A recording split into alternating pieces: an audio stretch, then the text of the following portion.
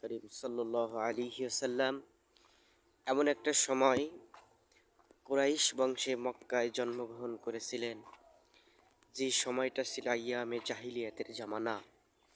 এবং আইয়ামে জাহিলিয়াতের জামানায় আপনারা জানেন, সন্তান আম্মার সাথে জেনা করত, মেয়ে বাবা মেয়ের সাথে জেনা করত।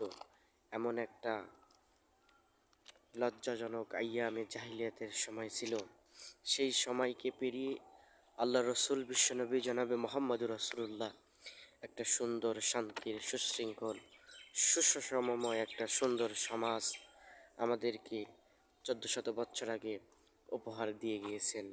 আমরা সকলেই সেই মহান মানবতার মুক্তির মহান নেতা, বিশ্ব অবিসম্বাদিত নেতা সাইয়্যিদুল মুরসালিন খাতামান নাবিয়িনের প্রতি সকলেই করে নেই সাল্লাল্লাহু আলাইহি ওয়াসাল্লাম।